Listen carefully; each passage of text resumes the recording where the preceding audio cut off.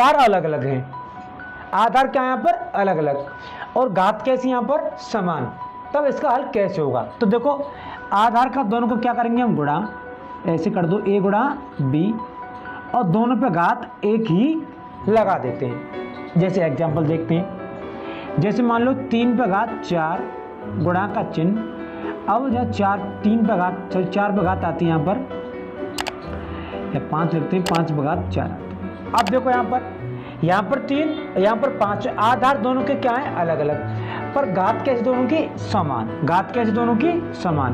तो कैसे हल करेंगे, 3 गुणा 5 और दोनों पर घात क्या आएगी यहाँ पर 4। अब जब इसको हल करेंगे तो 3 का गुणा करेंगे 5 से, 3 पंजे 15, और घात क्या आएगी इस पर 4 आएगी। और देखते हैं सवाल, जैसे 5 पे घात 2 गुणा 6 पे घात 2। देखो आधार हमारे अलग अलग और घात कैसी हमारी समान, तो क्या होगा, दोनों घातों की क्या होगी, एक आएगी यहाँ पर, और दोनों आधार दे रखे हैं उनको क्या होगा गुणा। तो 6 का पड़ा 5 कितनी आएगी 30, और 2 की 2 आएगी।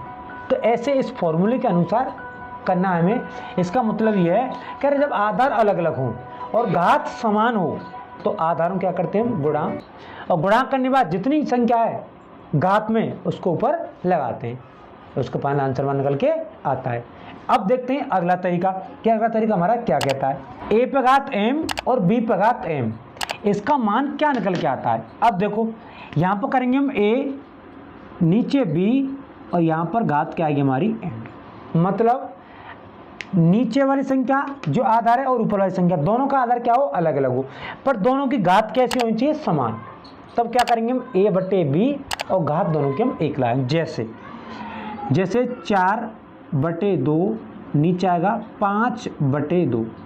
देखो सेम है कंडीशन सवाल की, आधार यहाँ पर अलग और घात यहाँ पर समान। तो 4 बटे कितना लिखेंगे हम 5, और घात कितनी आएगी यहाँ पर 2।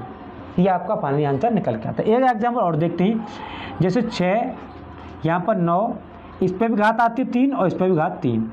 कैसे हल करेंगे, 6 नीचे 9, दोनों पर कोष्ठक लगेगा और एक घात आती है यहाँ पर 3।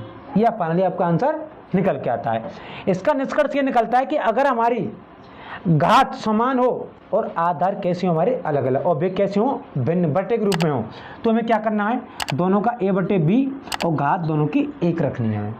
अब देखते हैं अगला टॉपिक, मतलब अगला सवाल कैसे बनता है घातांक करने का।